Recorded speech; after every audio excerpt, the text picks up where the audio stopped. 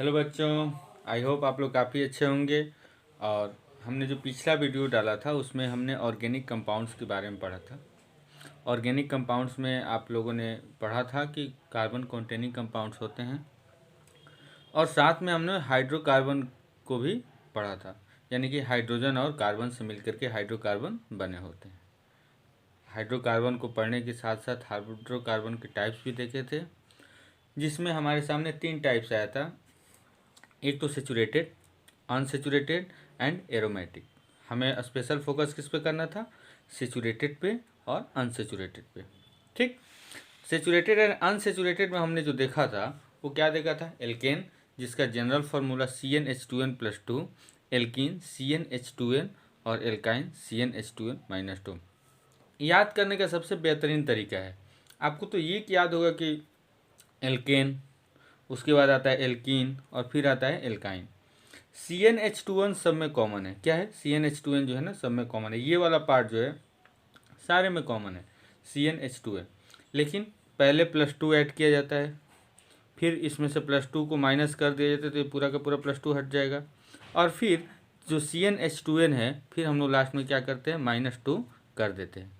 इस तरीके से हाइड्रोकार्बन आगे बढ़ता है। ठीक है, अब हमारा जो स्पेशल इसमें टॉपिक होगा, अब हम एक एक करके सबको देखेंगे कि एल्कीन क्या है, एल्केन क्या है और एल्काइन क्या है। ठीक है, तो पहला टॉपिक इसमें जो कि मेरा होगा वो होगा एल्केन। क्या होगा? एल्केन।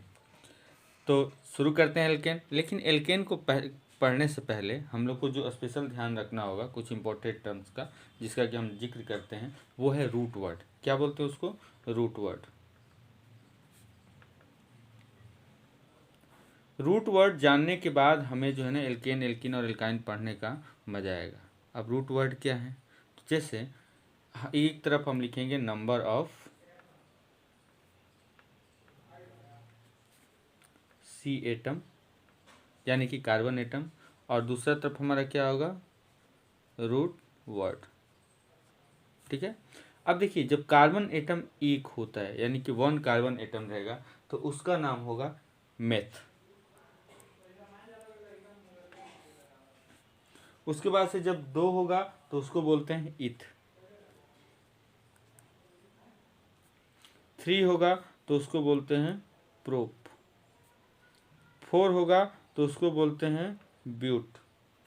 अब आप इसको बट नहीं पढ़िएगा, ध्यान रखिएगा, इसका नाम क्या है? ब्यूट। ठीक, अब हम लोग आगे चलते हैं।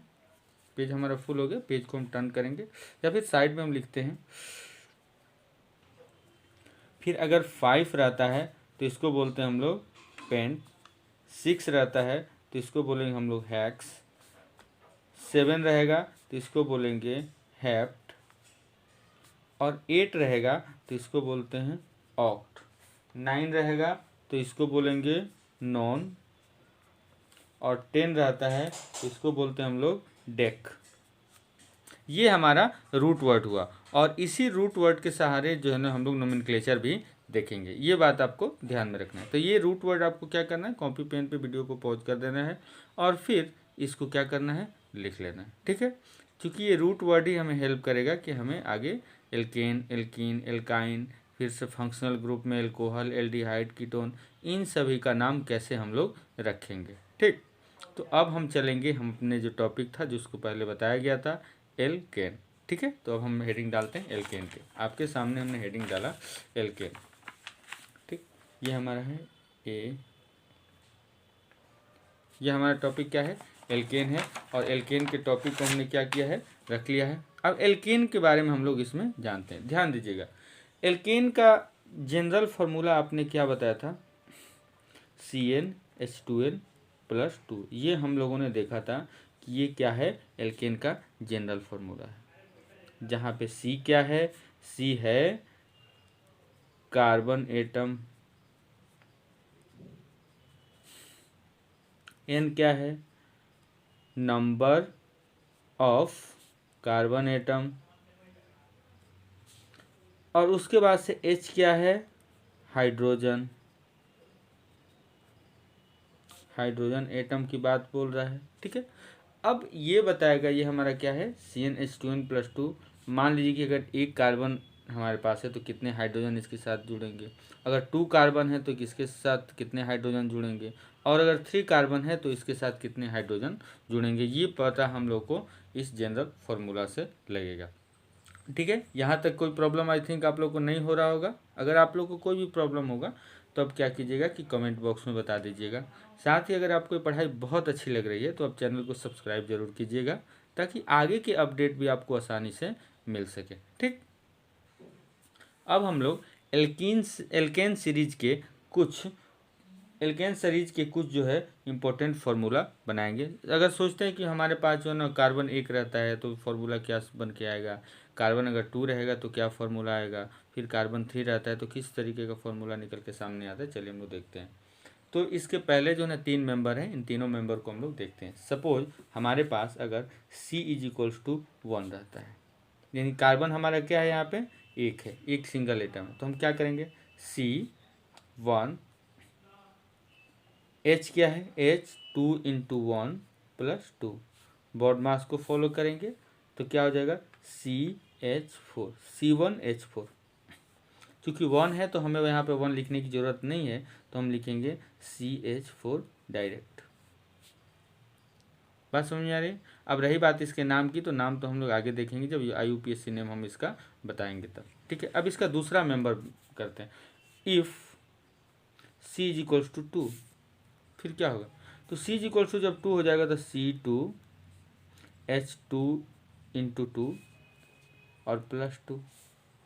ठीक है, यहाँ पे ध्यान रखिएगा, तो क्या हो जाएगा C2H6, ये हमारा क्या हो जाएगा सेकेंड मेंबर हो जाएगा। थर्ड मेंबर की बात करें तो C=3 रख लेते हैं, तो क्या हो जाएगा C3H3 2 × 3 प्लस क्या हो गया 2। बात समझ में आ रही है, कितना हो जाएगा C3 और H8, यानी कि ये फर्स्ट मेंबर हुआ, ये सेकेंड मेंबर हुआ, और ये कौन सा मेंबर हो गया थर्ड मेंबर। यहाँ तक आप लोग समझ गए होंगे। अब ध्यान दीजिएगा कि एल्केन्स क्या किस चीज़ से बन रहा है, ये एल्केन फैमिली में पूरा का पूरा क्या है कार्बन और हाइड्रोजन, यहाँ पे भी कार्बन एंड हाइड्रोजन, यहाँ पे भी कार्बन एंड हाइड्रोजन, यानी कि एल्केन में आपको सिर्फ दिख रहे हैं कार्बन और हाइड्रोजन। बात समझ में आ रही है, कोई प्रॉब्लम।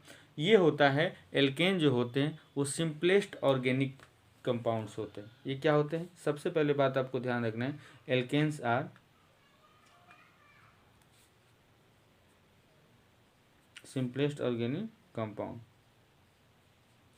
ठीक है, एल्केन्स क्या है सिंपलेस्ट ऑर्गेनिक कंपाउंड्स है।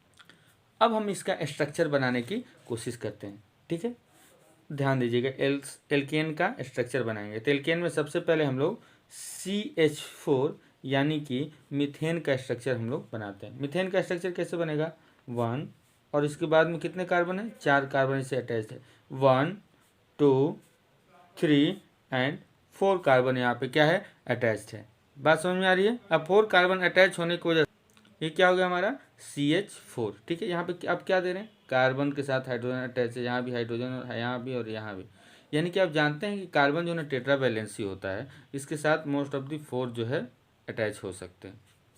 अब यहाँ पे ध्यान दीजिए, अब हम दूसरा कंपाउंड बनाते हैं C2H6 carbon carbon 1 2 3 1 2 3 H H H, यहाँ पे आप क्या देख रहे हैं 2 कार्बन है और दोनों कार्बन के साथ क्या अटैच है हाइड्रोजन अटैच है। एक बार देखिए, अब उसके बाद से हम थर्ड का देखते हैं, ये क्या हो गया CH4, इसका हमने लिख दिया C2H6, और इसके बाद हमने क्या किया C3H8 का बनाते हैं 1 2 3 1 1 1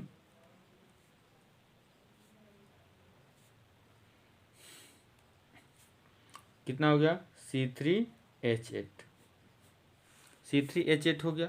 अब C3H8 होने के बाद अब आप एक बात यहाँ पे ध्यान रखिएगा, ये तीनों कार्बन के कंपाउंड्स हैं जो कि एल्केन सीरीज के हैं। ठीक है, और क्या अब इसमें किसी भी कंपाउंड में कोई एक्स्ट्रा हाइड्रोजन को अटैच किया जा सकता है क्या, नहीं ना, किसी भी कीमत पर अटैच नहीं किया जा सकता है। ठीक है, यहाँ पे देखिएगा चूँकि हाइड्रोजन ऑलरेडी है यहाँ पे, अब कितना भी हम लोग तोड़ मरोड़ करेंगे तो यहाँ पे अटैच नहीं होगा, ठीक है। तो इसीलिए हम लोग बोलते हैं कि ये क्या है, सेचुरेटेड है, सेचुरेटेड। अब अभी आपको थोड़ा सा कन्फ्यूजन हो रहा है कि सेचुरेटेड क्यों है, क्योंकि इसमें कोई और हाइड्रोजन अलग से अटैच नहीं किया जा सकता है, कोई भी दूसरा एलिमेंट इसमें अटैच नहीं किया जा सकता, क्योंकि सारे के सारे क्या है, फुलफिल हैं, ठीक है। जो भी सीट है उस पर सारे के सारे लोग जो है ना बैठे हुए हैं, सभी जगह हाइड्रोजन बैठा हुआ है, यहाँ पे कोई और नहीं बैठ सकता, इसीलिए जो है ना ये क्या है, सेचुरेटेड है। सोचिए कि अगर यहाँ पे डबल बॉन्ड होता, सपोज एक एग्जांपल हम ले लेते हैं, अब इसके बारे में हम लोग जानना नहीं है, कि मान लीजिए ए है और बी है, ए और बी के बीच डबल बॉन्ड है, ठीक है। यहाँ पे हाइड्रोजन हाइड्रोजन अटैच है, ठीक। तो हम इसमें क्या कर सकते हैं, आप भी कहिएगा सर इसके भी तो ए के पास भी 1 2 3 4 4 कंप्लीट है, यहाँ भी 1 2 3 4 कंप्लीट है, ठीक है। ए भी मान लीजिए कार्बन है, हमने कार्बन यहाँ पर रख दिया, चलिए ताकि आपको और अच्छे समझ में आए। क्या इसमें हाइड्रोजन अटैच कर सकते हैं, हम बोलेंगे बिल्कुल अटैच कर सकते हैं, क्योंकि ये वाला जो बॉन्ड है, इस बॉन्ड को अगर हम तोड़ देंगे तो इसमें 2 हाइड्रोजन और अटैच हो जाएगा, और अटैच होने के बाद क्या हो जाएगा, ये अनसेचुरेटेड होगा। अनसेचुरेटेड क्यों, क्योंकि इसमें 2 हाइड्रोजन अटैच कर सकते हैं, लेकिन इसके केस में और इसके केस में जब हम देखेंगे तो यहाँ पे हाइड्रोजन और अटैच नहीं हो सकता है, जबकि यहाँ पे हाइड्रोजन क्या है, अटैच हो सकता है। तो इसीलिए जो है ना, जिसमें हाइड्रोजन अटैच नहीं हो सकता उन सभी कंपाउंड को क्या बोलते हैं, सेचुरेटेड कंपाउंड बोलते हैं। क्या बोलते हैं, सेचुरेटेड। और हम जानते हैं कि सिंगल बॉन्ड जो होता है उसको सेचुरेटेड बोलते हैं, क्योंकि सिंगल बॉन्ड में ही हम एक्स्ट्रा हाइड्रोजन या फिर अनदर एलिमेंट अटैच नहीं कर पाते हैं, ठीक है। इसके बाद एक और बात और आपको ध्यान रखना है कि सिंगल बॉन्ड जो होता है, यानी कि सिंगल बॉन्ड कार्बन और कार्बन के बीच अगर हमने बनाया है तो ये सिर्फ सिंगल बॉन्ड है, इसको जो हम लोग बोलते हैं सिग्मा बॉन्ड। क्या बोलते हैं, सिग्मा बॉन्ड। तो कई बार सिंगल बॉन्ड की जगह अगर सिग्मा बॉन्ड आता है तो आपको घबराना नहीं है कि यहाँ पे सिंगल बॉन्ड या सिग्मा बॉन्ड क्यों आया, किसको क्यों बोलते हैं, ठीक है। अब ध्यान रखिएगा, यहाँ तक आई होप आपको कोई प्रॉब्लम नहीं होगा। एक बात और ध्यान रखिएगा, एल्केन का जो है ना दूसरा नाम भी होता है। क्या है, एल्केन का दूसरा नाम, एल्केन का दूसरा नाम है पैराफिन्स, ठीक है।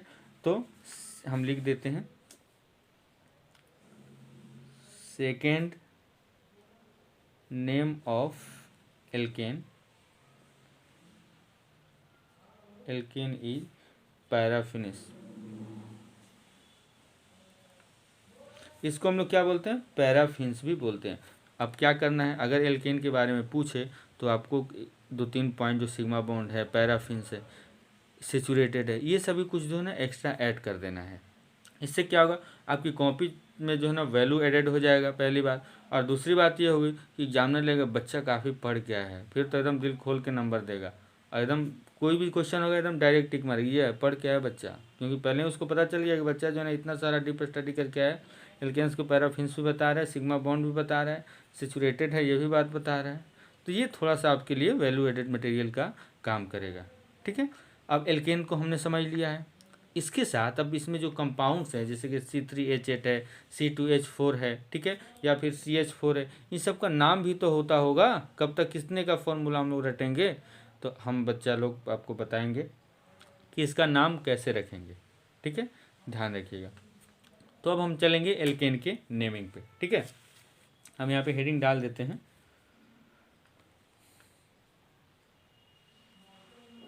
Naming of alkane. एल्केन का नेमिंग बेहद आसान है, ठीक है। तो एल्केन का नेमिंग सीखने से पहले हम लोग छोटी सी स्टोरी देखेंगे, ठीक है, फिर हम लोग एल्केन का नेमिंग सीखेंगे। तो बच्चा एल्कीन का नेमिंग अब हम लोग शुरू करते हैं। तो एल्कीन का नेमिंग सीखने के लिए हमने पहले ही बताया था कि एक स्टोरी हम बताएंगे आपको, ठीक है। स्टोरी क्या है कि मान लीजिए कि एक जो है ना राम नाम का कोई व्यक्ति है, ठीक है।